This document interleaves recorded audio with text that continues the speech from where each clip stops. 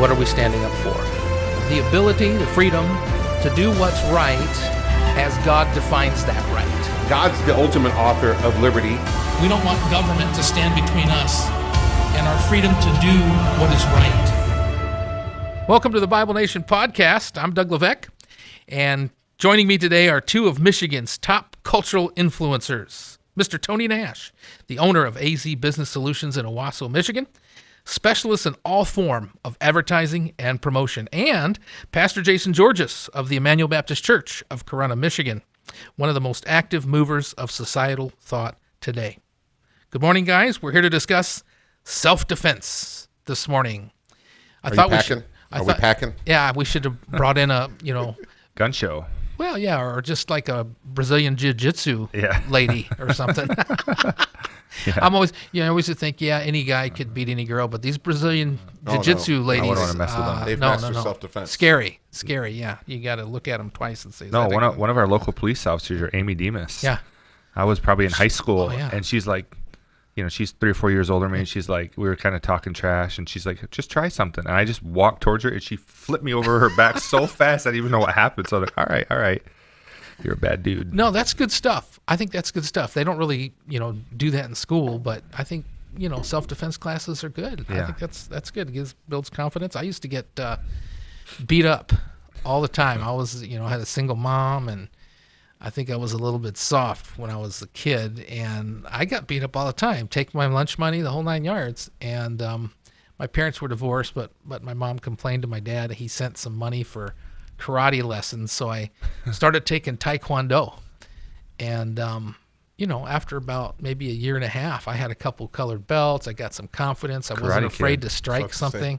Yeah. No, it wasn't really Miyagi. Not at the Y, a good that. school. No, it was, but it was all just breaking boards and sparring and doing katas and things like that until one day in 6th grade, one of the kids that had picked on me quite a bit just started pushing me and shoving me and was doing all this stuff, and I just swept the leg. I just plowed him, man, and he got up and I plowed him again, and boom, boom, boom. We're sitting in the principal's office, and he's apologizing to me because we're all in trouble, and my poor mom had to drive an hour and a half to come get me because that was the protocol. And man, I thought I was in trouble. We went out to the parking lot, and my mom went, "All right," because I finally didn't get beat up for yourself. Yeah, it was the first time. It was the first time I didn't have a fat lip crying. She was glad that I finally defended myself. Changed the trajectory of your life. I wasn't. Yeah, it really did. The fighting moment. And at the root of self-defense is the confidence that you do not have to be a victim. Right. Yeah, right. Exactly. I have some tools. Yes. Maybe I have a tool, i.e. in a firearm. We're going to talk about that. Yeah. But tools that I am not subjugated, or it's not inevitable that I have to be a victim.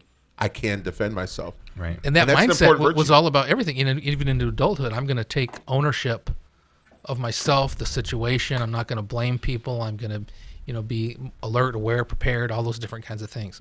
I thought this was a good topic because big news today is on the Rittenhouse trial. Right. Boy was 17 in Kenosha, Wisconsin. Riots were taking place. I mean, there was real violence going on. Mm-hmm. Property, fire, destruction, chaos. Police were out with water guns and all this kind of stuff. And then there was personal violence happening as well. People always take advantage to rob and things like that in times like that.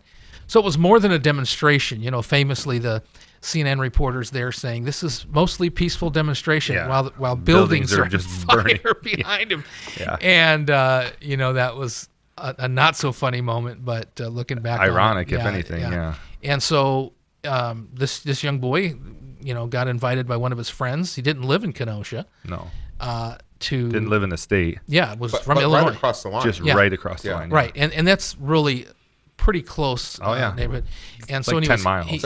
They go across to, supposedly provide first aid and counter demonstrate or whatever. Well, to protect a car dealership that his friend owned, his friend's dad or something like that. Right. And so, he tagged along, and the weapon, it said, was bought for him, and he was going to own it when he turned 18. Mm-hmm. Apparently he had shot it. And so they're out there and they're all strapped, and it's violent. And so it's crazy. It's night, and there's fire, and there's all these kinds of things. And, lo and behold, some people saw him, targeted him, thought, Thought he was a shooter. They heard a shot go off. They thought he was the shooter. so they're going after him, and he defends himself, kills 2 guys, injures 1 or injures 2, I'm not sure. Injured one, yeah. So now he's in court, and of course it's a political issue. Guns with kids. Every time that happens, it becomes a political issue, a political court case, if you will. And so then they're trying to say, well, is it violent video games? Is it everything's on the chopping block. Blame it on everything, yeah. And now there's supposedly people outside the courthouse waiting for the verdict, and are we going to light up Kenosha again because of this? Now I'm not going to say fortunately, but the people that were shot, Rittenhouse is white. The people that were shot were white, Right. And Or else so- it would have been racist. yeah, or else it probably would be even more blown up, Yeah. more closely felt maybe by there. But nevertheless, it's a big deal, and so people are discussing it.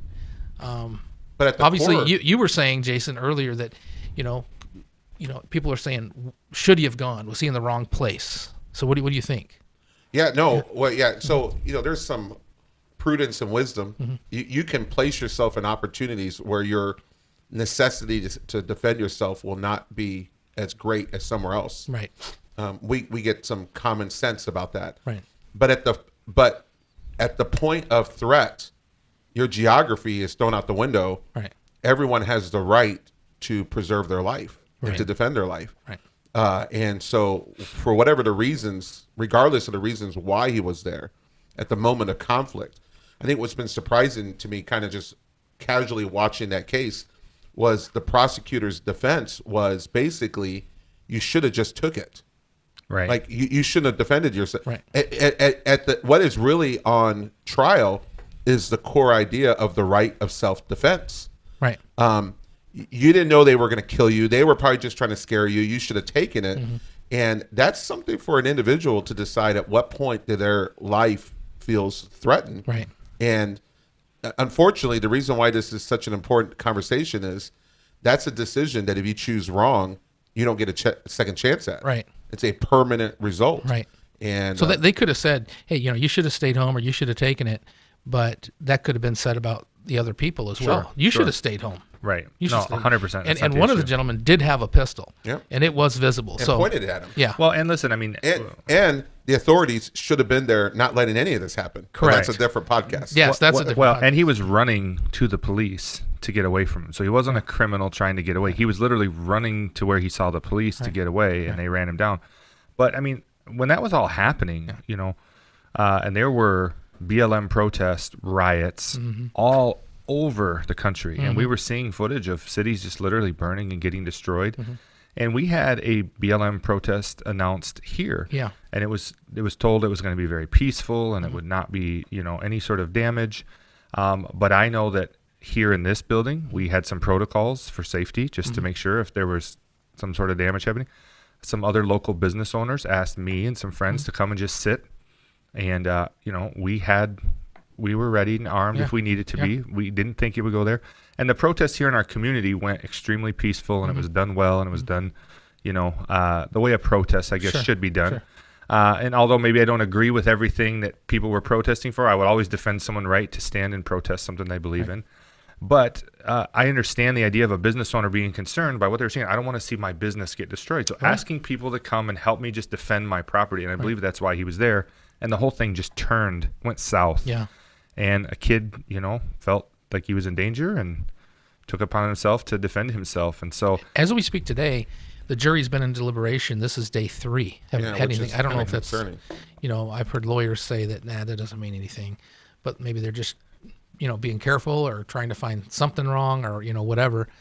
He was underage as far as legally owning the thing, but not in the state of Wisconsin. Well- They have a law that allows us 16 and older. So that's why the judge but threw it out the wasn't weapons really charge. an ownership thing. It was, he did have it.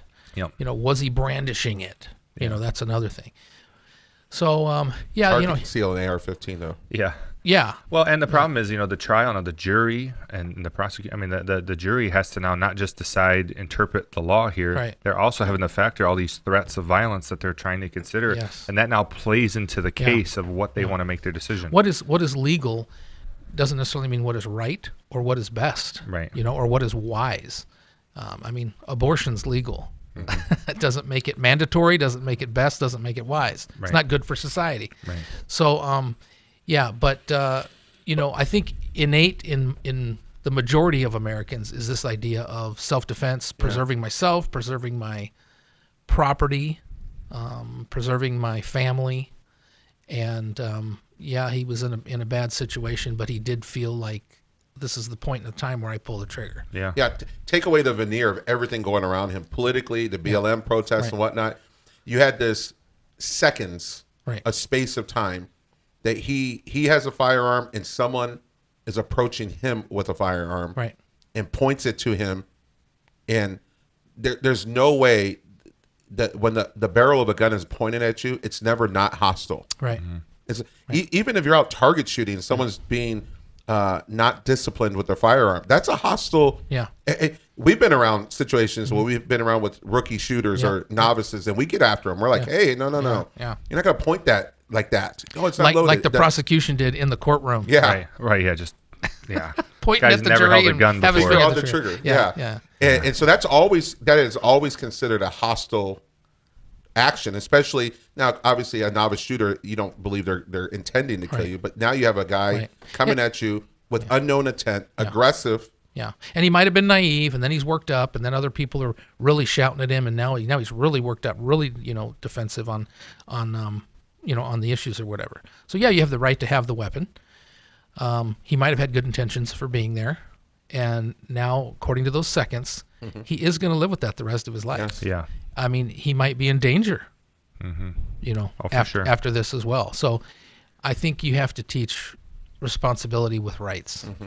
You'd have to, if you have a right, there's a responsibility with the right as well. I mean, even the Bible, which is what we're about. The Bible is a Bible culture, works every time it's tried, right? Right. And that is, you have a right, but you have responsibility. You have a liberty, but not a licentiousness. You can't Right. take license with something. Right. I'm forgiven, but that doesn't mean I go out and do something I can be forgiven for. Yeah. I personally, as a business owner, would not ask a 17-year-old kid to come and help defend my business, especially with a Well, weapon. and I think the business owner said that they did not directly ask him. They had some other people, and the friend that he was with was one of the persons that was asked, and so he said, "Come with us." And so that was kind of comedy of errors, and it's always the case. It's on the fringe, and there's questions about it. But the bottom line was, it was a hostile environment, and the kid was feeling threatened, and the first person that was coming after him actually was nuts. Right. And so he was Right. felt afraid, and he put the guy down, and it went south from there. And that's really what's on trial here. Yeah. And I know we want to get into the topic here of what we're talking, but what's on trial is not he made his in the second decision that his life was under threat, and he acted with lethal force. Right. What is being on what ought to be tried is, to the outside world looking at that circumstance, was it reasonable for him to feel that his life was threatened? Yeah. Yeah. Because if you just said a bad word, if you called me a name right now, I couldn't say, well, my life was threatened, Right. and I pull out and shoot you. That would be unreasonable. That's And why you have a what's on jury of your trial. peers, people who was that reasonable? You have a bunch of other people arguing, is that reasonable? So, Right. well, one of the things that when I thought about this is, why are we in this quandary in this country? Because in other countries, this would be a totally different discussion, or not a Sure. discussion at all. And I think the reason is because we have the Second Amendment and the right to bear arms, not to be infringed. The right to do that in even an organized fashion, to defend ourselves, not just from the individual, but really the point of the Second Amendment was defend ourselves even from our own government. Yeah. Especially from our own government. Yeah. And so, I got some great quotes here. First, obviously, by George Washington from his first annual address to both houses of Congress, January 8th, 1790. So we've just got the Constitution in. We just elect him as the first president. And he says a free people ought not only to be armed, but disciplined. So armed is the right, disciplined is the responsibility. So this is the, in theology, we say the law of first mention. When is something first mentioned in the Bible? That's a good place to start in order to get the right intention of a word or a phrase or a doctrine. And, as far as American history goes, I'm sure there's a lot of discussion before this, but this is the first president, on record talking about this, Right. that we ought to be armed and we ought to, and he's not talking about the National Guard. He's not talking Right. about an army. Nope. He's talking about the people. Well, and people have to understand the context of when this was written. I mean, what these men had fought to be free from. Yeah. The true tyranny. Yeah. Where a redcoat could come into your home, burn your house, take your wife, take your children, kill you, and you had no way to defend yourself. And that allowed that tyranny to remain. And so when these men wrote this, the context of that is we're never going to let that happen again. Right. And so it wasn't just let's have a bunch of guns to be it was just like we have to be in a position, if we're going to truly be a free country, a free people, to be able to defend those freedoms. Thomas Jefferson said, for a people who are free and who mean to remain so, a well-organized and armed militia is their best security. Right. These men understood that the possibility of a hostile government or a hostile takeover or an infringement of freedom is true, possible, and has happened in history, and there needs to be an ability for people to defend themselves.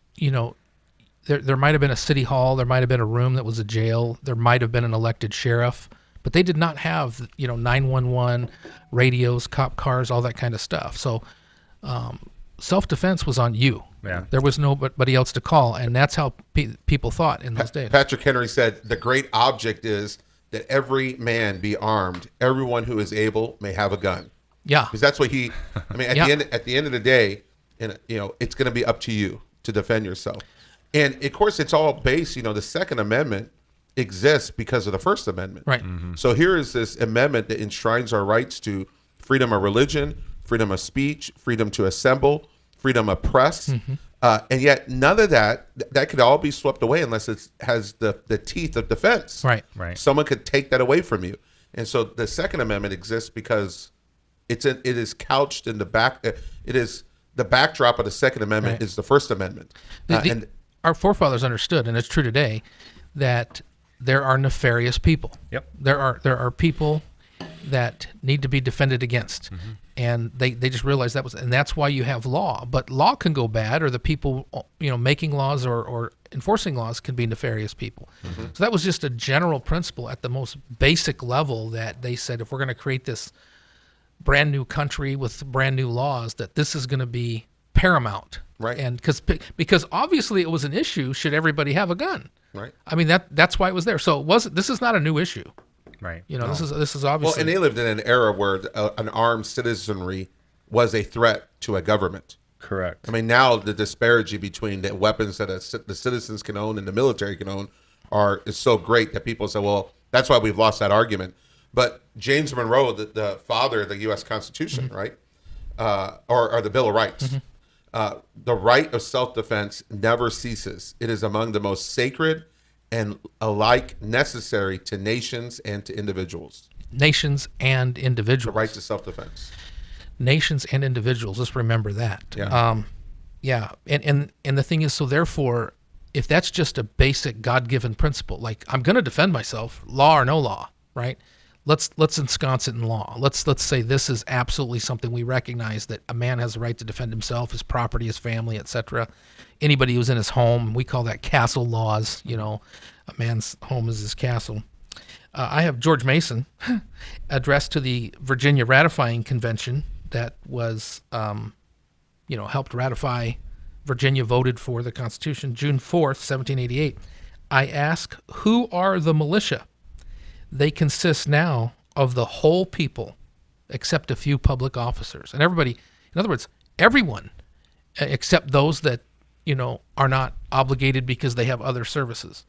And so the idea that the militia is just the National Guard, even. So should the citizenry have the right to be armed? He's saying, yes, they have a responsibility to. If Right. you have the right, you have the responsibility. And that's what George Washington was saying.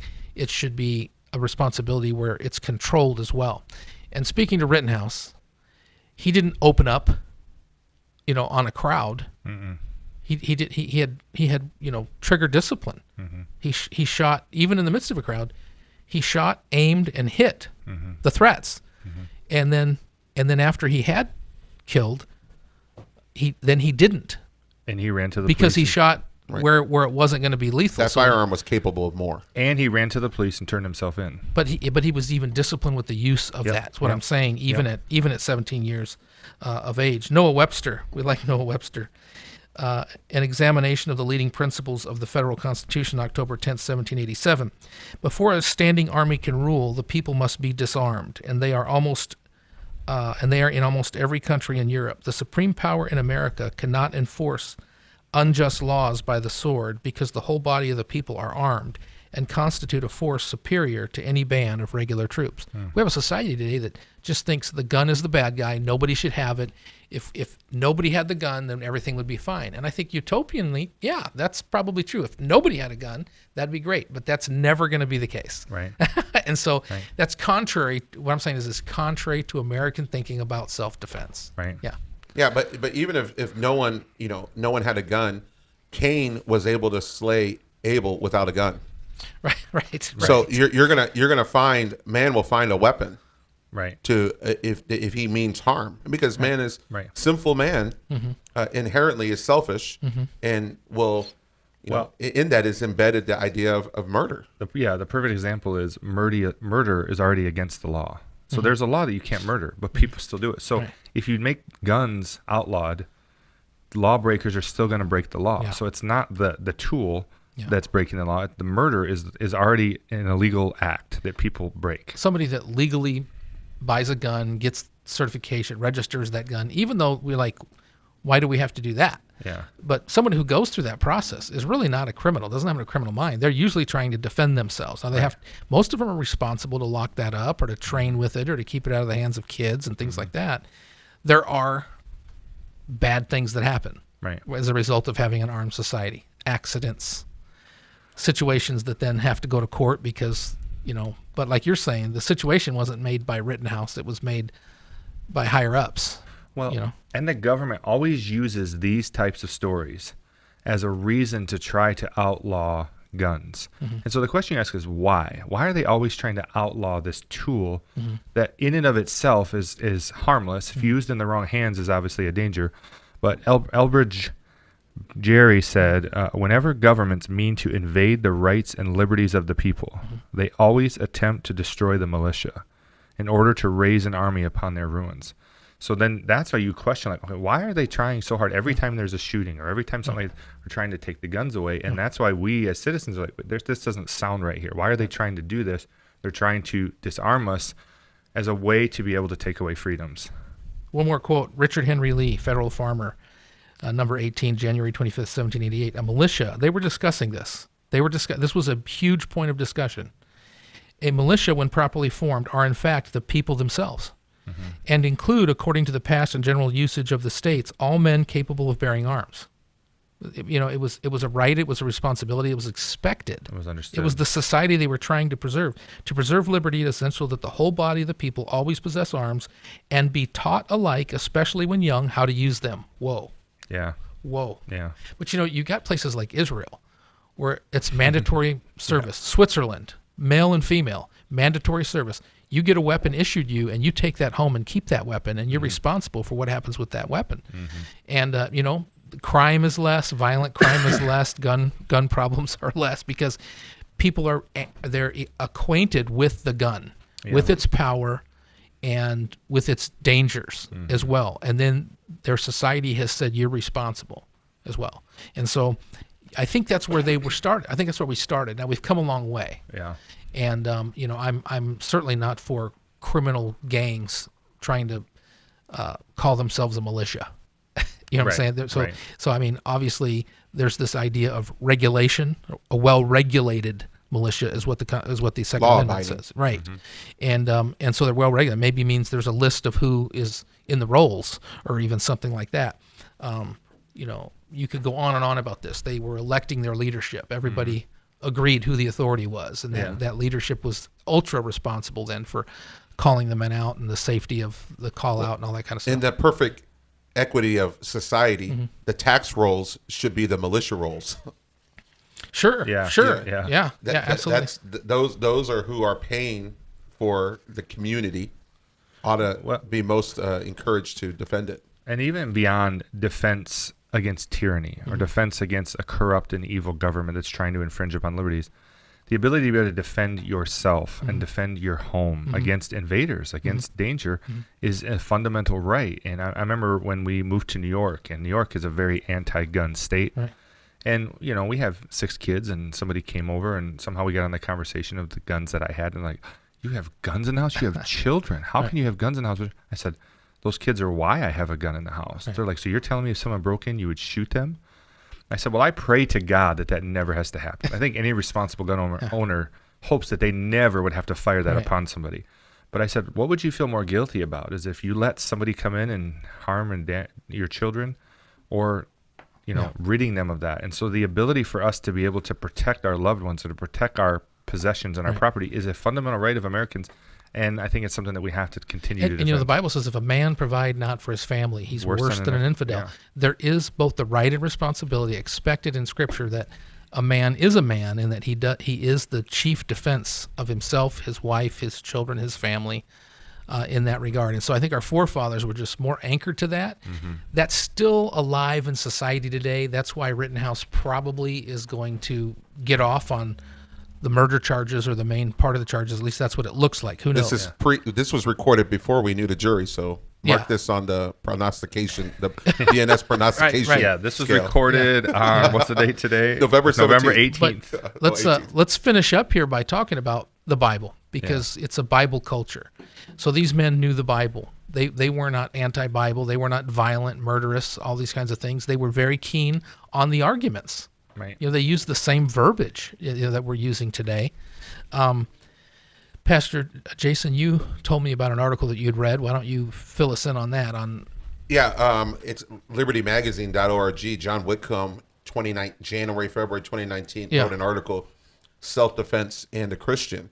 Because this idea of self-defense is not a human phenomenon of just human society and societal evolution. Right. But it's very much a biblical idea.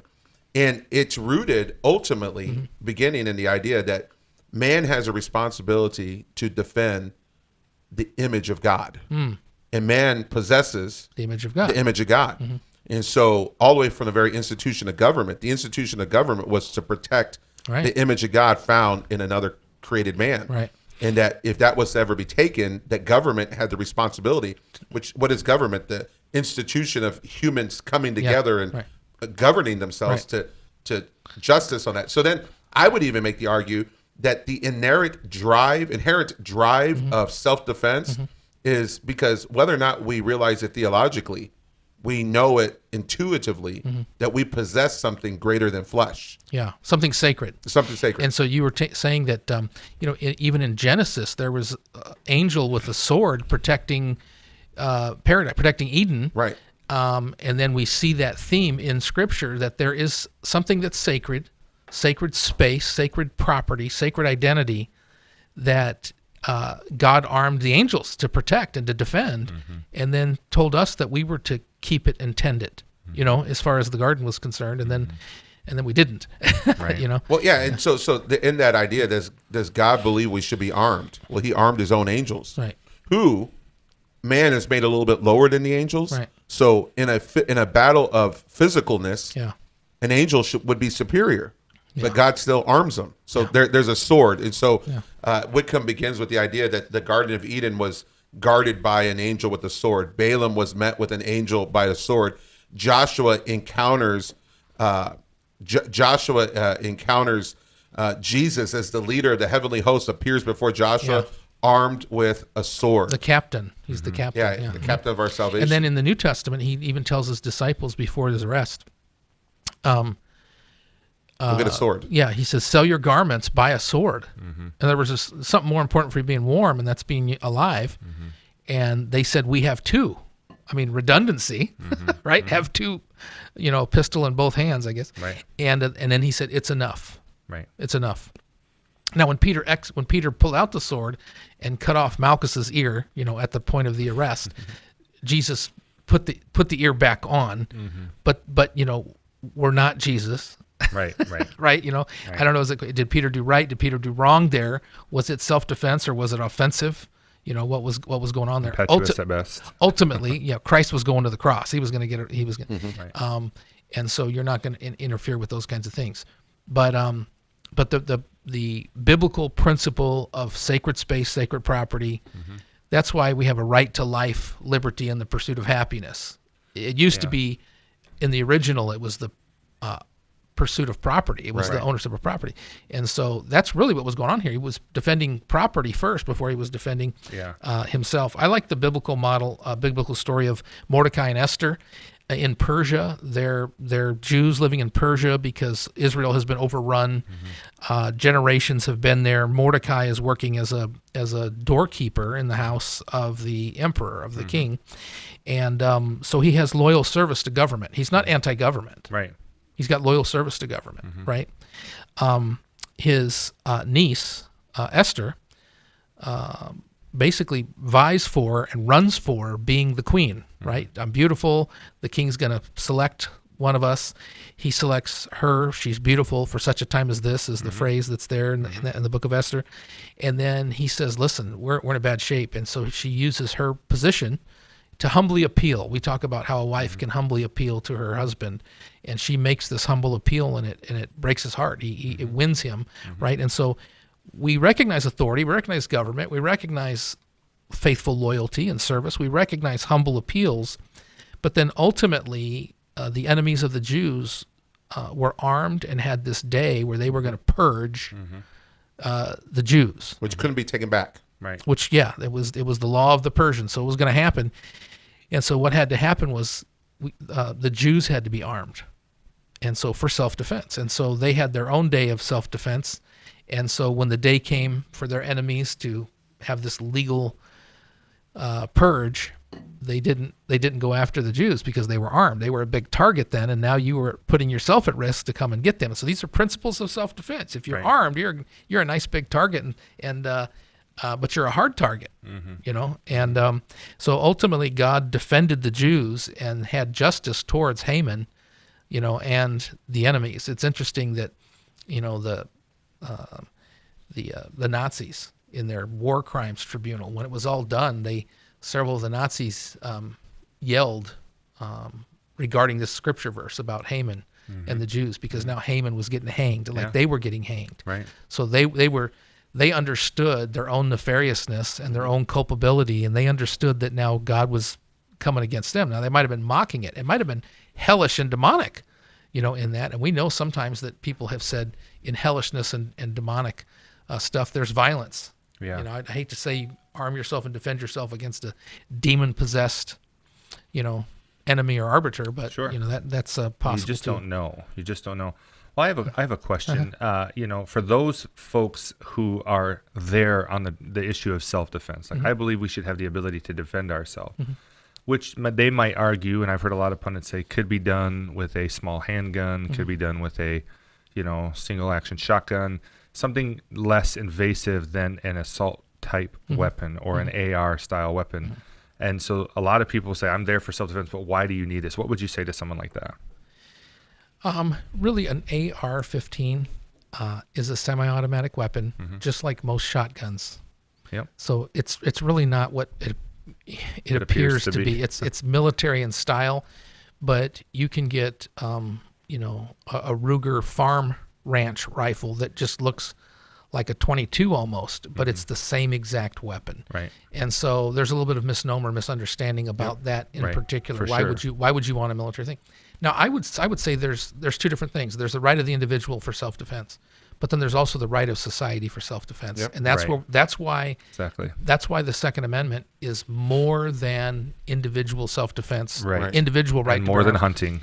and the purpose of it was not sport hunting or anything like that. The purpose was defending yourself. And so most of the guys I know are getting an AR-556 so that we all have the same thing with the same weapon and the same ammo clip, the same magazine and the same ammo, and so that if we have to hunt, we can hunt. If there comes rough days where we have to defend ourselves individually, we can do that. But if we have to defend ourselves corporately, we can do that as well. So there's a dual purpose in that.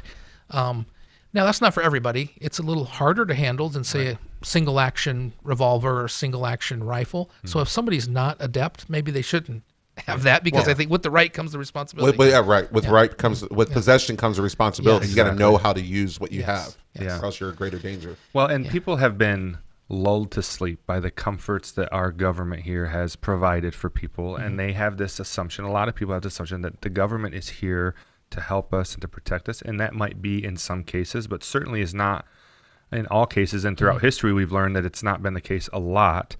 And so people think there's never going to be a time where the government comes to your home and takes this or says this. And if there was ever a time in my lifetime where that seemed more of a possibility than ever, I would say it's now, with all the things that are happening. And you see what's happening in Austria and in different places around the country. It's not so far away from us to imagine that there's going to come a time where they're going to come in and say, we need to take your kid because they're sick, or we're going to need to do this. And we should have the right to say, no, that's mine. I'm defending it. Yeah. Well, number one, that door of my house is my castle. So come in at your own. Enter at your own risk. Yeah, at your own risk. And these children are sacred property. So I'm not going to wait till the moment where I'm acting or not acting. I've already decided my body, my children, that's sacred property, and so I'm going to defend that. I have an obligation to do that. And then let it play out in the courts, whether I did right or wrong, suffer for well doing. Well, part of this is this idea. It's a improper trust in government. The belief that the government will always be there, Right. or can will be always there. do right. But governments even take out the morals, even take out the nefariousness of it. Government's not God. Right. There can be a scenario where there is not enough police, there is not enough National Guard, there is not enough for them to respond to everything that is going on, and that an individual, after you call 911, even now 911 response times are like, in some communities are 10 and 15 minutes. Right. What's over in 10 and 15 minutes? Right.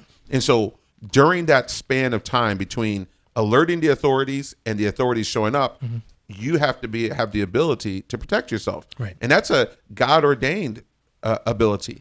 And I think even what we're seeing currently politically, even before we get to perhaps the scenario of the government, where my firearm is having to be pointed at the government in self-defense, I think the intermediary step, the step between, is we're going to start to see from the government selective defense.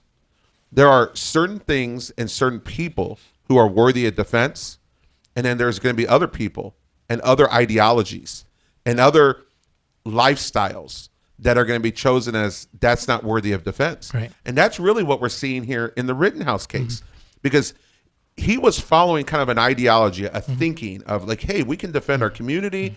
And whether he did it right or wrong, whether he used wisdom or not, he was motivated by this idea of, hey, you can't come and storm against, you can't come and riot against our cities. Right. You can't burn things down. Right. And in that moment, the police selectively made the decision, you're not going to be protected. Right. They didn't protect all citizens regardless of ideology. Right. They actually chose who they were going to protect, Right. and then chose who they were not going to protect and leave vulnerable. And then let me say this. those business owners were left vulnerable. And so now I can see a scenario where a government would say, maybe to Bible advocates or Bible believers, hey, your decisions are putting you outside of the mainstream, Right. and outside of the mainstream is outside of our protection. And most of the time, that's not the individual police officer. There is the odd individual police officer who's astray or soldier, but most soldiers and police officers are well intentioned. Right. But politics is what's above them. Right. And so that's where we need. Which to is get now going. ruled by media, the perception of media. That's what's ruling the politics. Right. So everything from social media and corporate media is, because even this Rittenhouse case, the prosecutor, from the very beginning, stopped about being a state prosecution. Right. And this was a celebrity trial. Right. Everything he's saying, he knows Right. is being And digested. President Biden, before he knew any of the facts, said Right. that this was a white supremacist Right. situation. So, that's irresponsible. Right. That's irresponsible as well. So that's why we're talking about it today, because we want to know, what does the Bible have for culture? And our forefathers really had it. That's why it's in our psyche. Society is battling with it today. I think they've always battled with it. But we believe that the Bible instinctively tells you that there is sacred space, sacred person that you can and must defend, and American law at this point in time does give that right along with responsibilities when you're subject to jury trial and then media, that could go against you. He could kind of win the trial and be deemed innocent, and yet somebody come after him in the grocery store. Jesus himself says, greater love hath no man than this, that a man lay down his life for his friends. Yeah. And he's talking about self-defense. Right. And he's talking about laying down your life in defense of your friend. That's great love, greater love. And of course, Christ on the cross is the greatest act of self-defense because he claimed us as his sacred space, as his sacred possession. Defending us from the justice and wrath of God for sin. Yeah. Right. And so, and victory over Satan. And so, the whole Bible ideology is an ideology of the inherent right of self-defense. Yeah. And how many times have Christians in the past, somebody gone to jail, suffered because he wasn't giving up the names of where the meeting of the Christians were or something like that? It's kind of in our DNA, in our psyche. Well, folks, if you've enjoyed today's podcast, be sure to check us out at BibleNation.org. We're on YouTube and Facebook. And of course, we want to hear from you. Thanks again. Appreciate your listening. And remember, the best culture is a Bible culture. It's proven and it works.